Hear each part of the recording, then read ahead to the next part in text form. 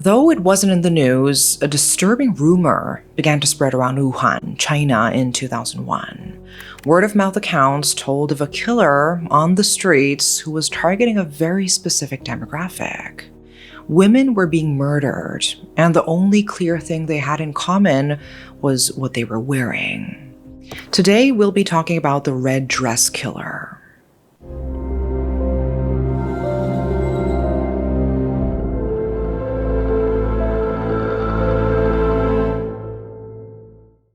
On one Thursday night in June 2001, a 41-year-old Wang Guiyu was walking home after her regular mahjong game.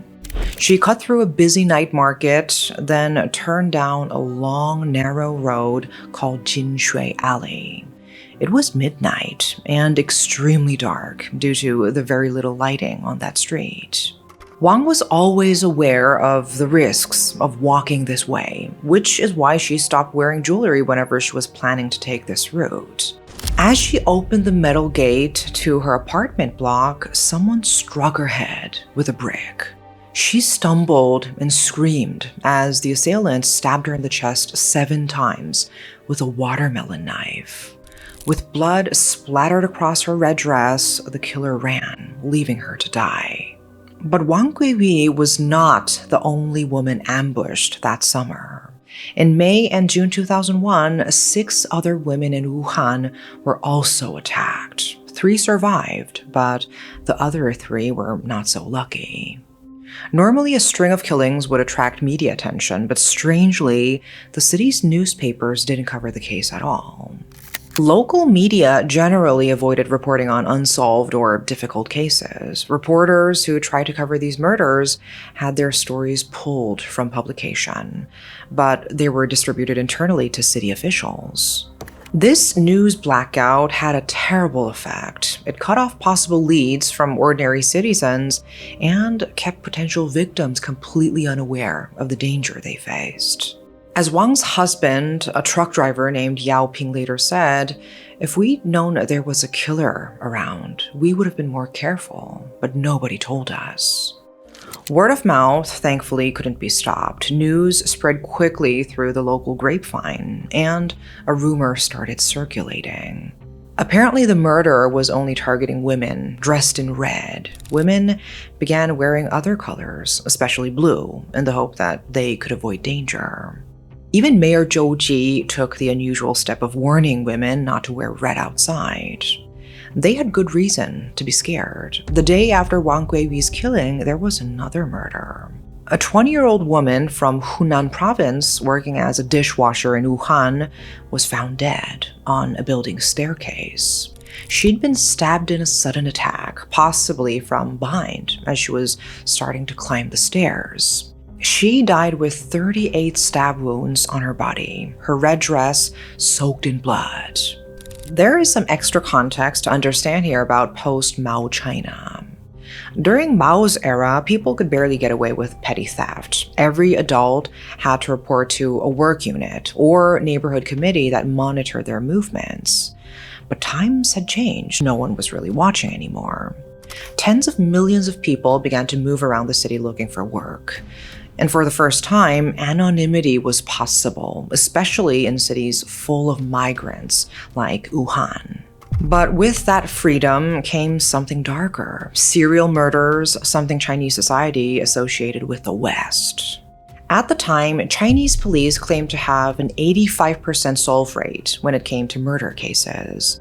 But their success rate with serial killers was lower. They just didn't have much experience with these types of killings. But the police in Wuhan weren't the first on the case. Back in February 2001, in Yueyang, a city located about 200 kilometers southwest of Wuhan, 6 local police showed up to a cramped 3-bedroom apartment. Here, a 29-year-old man named Duan Guocheng lived with his parents while he worked as a security guard. When his mother, Yueyang, answered the door, the officers insisted on coming in. Sitting in her living room, a sparse space with only a poster of Chairman Mao decorating the walls, the officers spent the entire night without ever explaining why they were there. Their goal was to wait for Duan to come home from his supposed night shift. In the morning, when he arrived and saw the strangers through the window, Duan took off running. The officers chased him into a vegetable market, but he managed to escape. The police were then forced to break the news to his family. They suspected Duan of murdering 9 women, most of them dressed in red. Convinced Duan had fled the city, the Yueyang police decided to lock his mother in a cell for a week, hoping that being confined with sex workers and drug addicts would motivate her to tell them his whereabouts. She didn't. But who was Duan Guocheng? Not much is known about his early years. He was born in Wuhan around 1973 into a poor family. His parents took any work they could find, which meant the family moved around a lot. This left young Duan isolated and lonely, and he grew up constantly seeking attention. He had 2 older brothers and an older sister. As a kid, he loved to fight and played pranks on peers and family. This behavior escalated, and as soon as he hit his teenage years, he started breaking and entering. At age 13, he was sent to a juvenile detention center for 7 years, spending his entire adolescence locked up. When he reached adulthood, he seemed to change.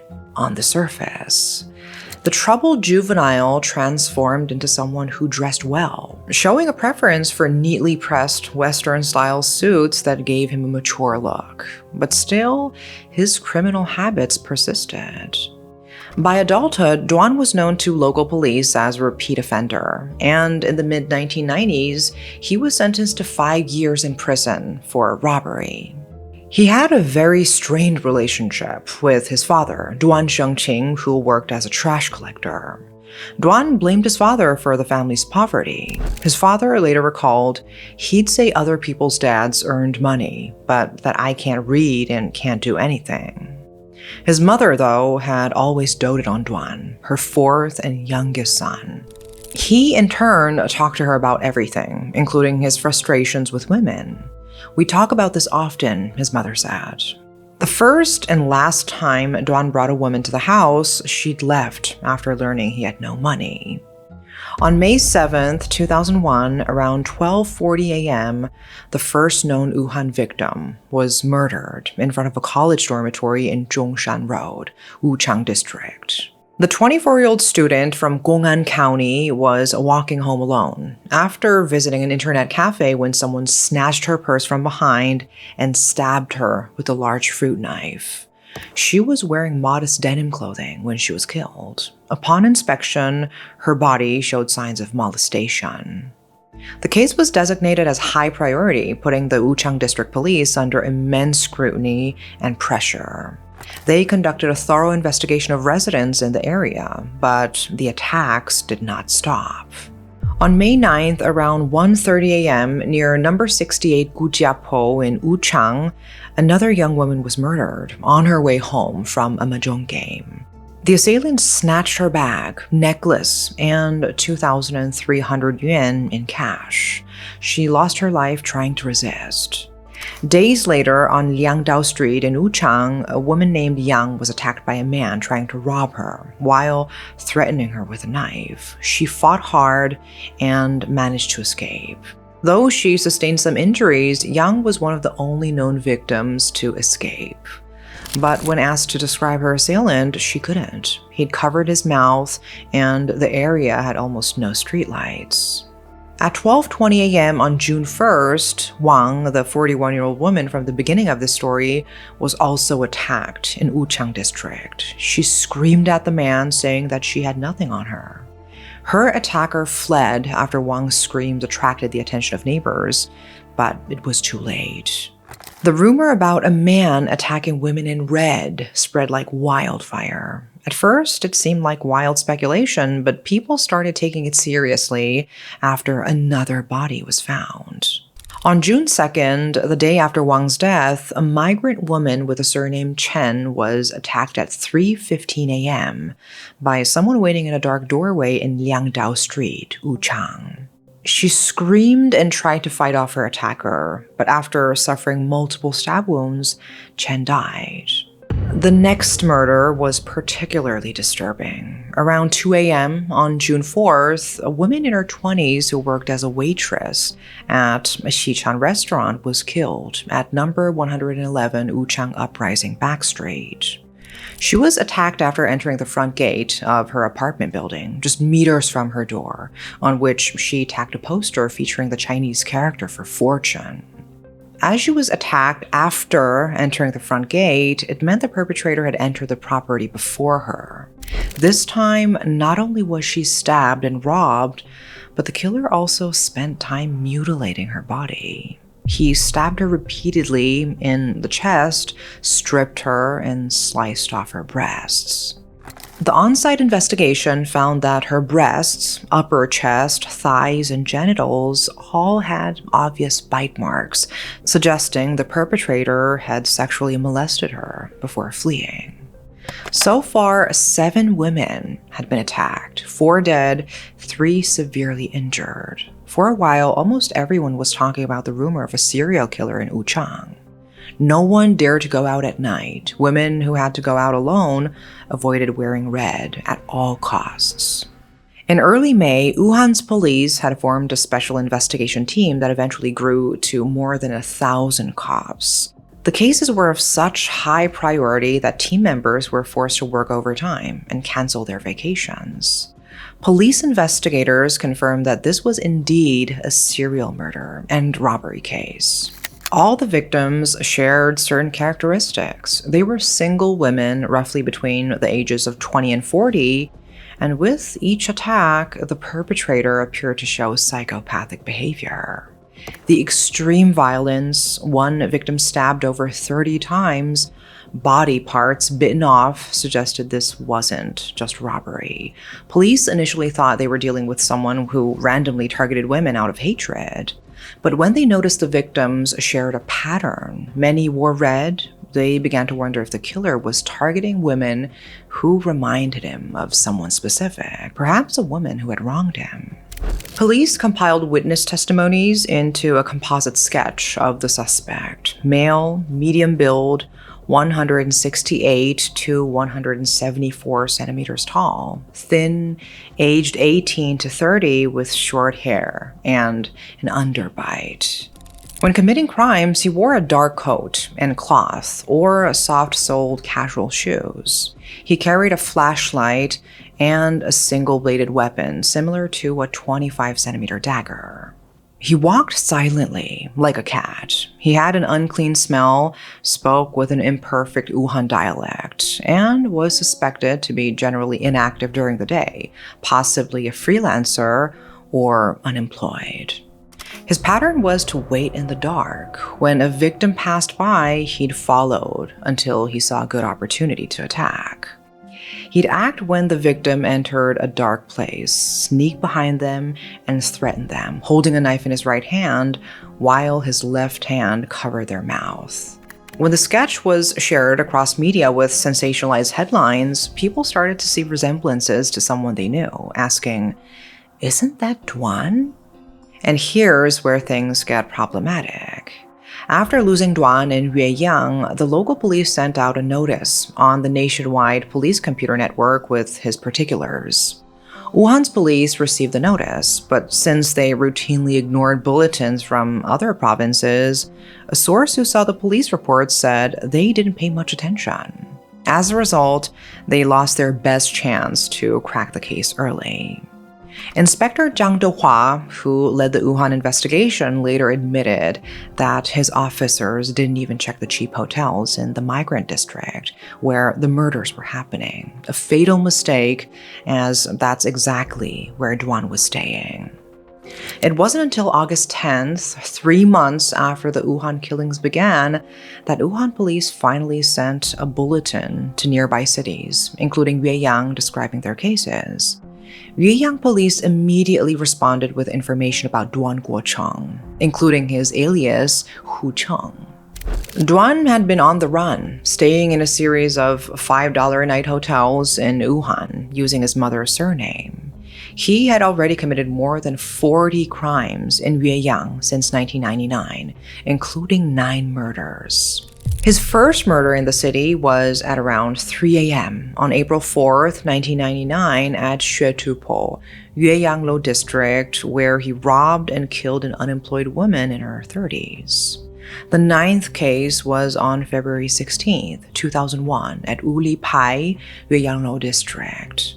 He robbed a woman, taking 4,000 yuan in cash and a mobile phone as she tried to enter her house, then killed her. In total, he was suspected of committing up to 70 armed robberies across both cities. Just like in Wuhan, the murders in Yueyang had caused residents to fear walking the streets at night. And for a while, Yueyang police even greeted each other with the question, "Has Duan been caught?" On August 15, 2001, 3 days after receiving information about Duan's alias, Wuhan police found a man named Guocheng registered at the 719 Aerospace Institute Inn, a military-run guest house. Inspector Zhang and 2 other officers burst through Duan's door and found him standing in the room in his undergarments. Rather than give up, Duan attacked them. As Zhang recalled, "It took all 3 of us to hold him down." They asked Duan if he knew why they had come. "I robbed people," he replied. When searching the room, they discovered blood-stained shorts and a pair of shoes that matched prints taken from the last murder. Despite his initial outburst, Duan was relatively calm after he had been detained. But no matter how hard the police tried to make him confess initially, he stayed silent. From questioning, they learned that after committing another crime earlier in life, one that didn't result in death, Duan's parents had to pay a settlement to the victim to keep them quiet and secure forgiveness. For the poor family, all the money spent on the settlement had taken a serious financial toll. The questioning session lasted for 5 hours. Gradually, Duan began to open up, and his psychological state was revealed. When the examiner provoked him, asking about his feelings after killing many women, his response confused everyone present. Duan remained silent, showing no reaction. Then he asked, "Where do you think the execution will take place, Wuhan or Yueyang?" Duan continued to speak, saying that after being jailed during his juvenile years, he couldn't calm down. The anxiety and feeling of needing to catch up to his peers crept in.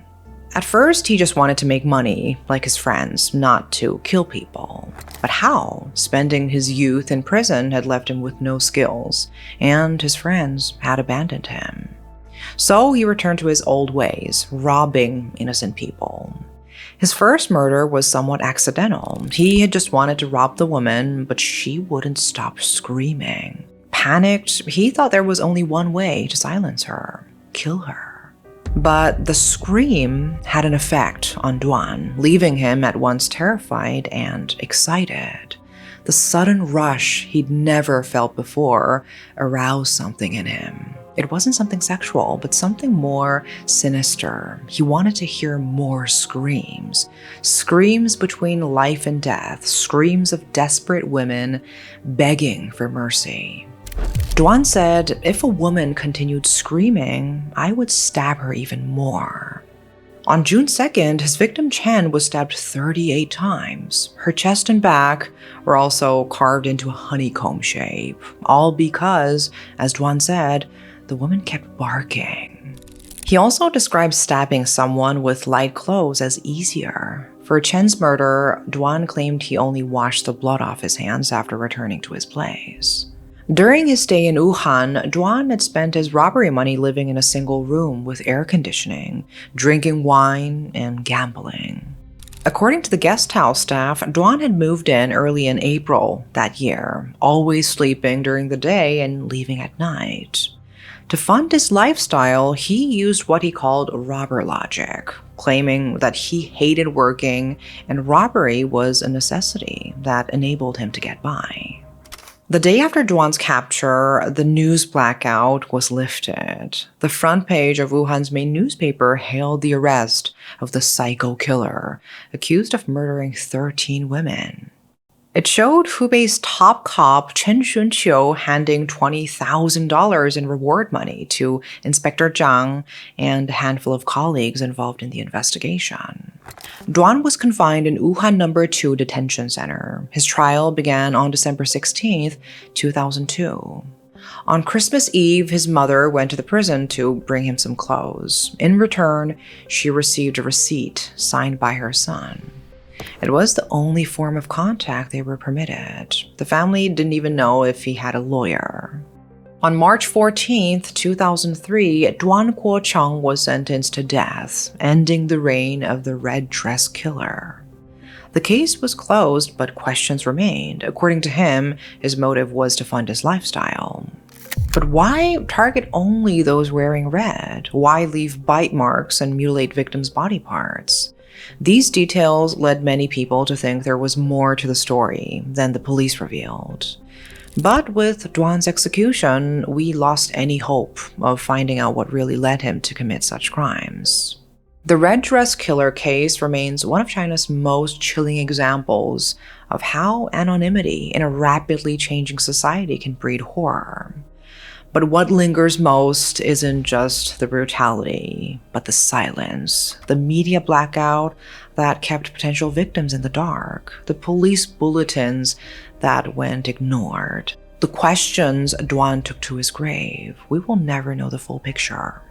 But what is clear is that for months, a killer hid in plain sight in a city of millions, sleeping in cheap hotels, gambling away stolen money, waiting for nightfall. And the people who could have warned the public chose not to. That is all for today. Thanks for watching.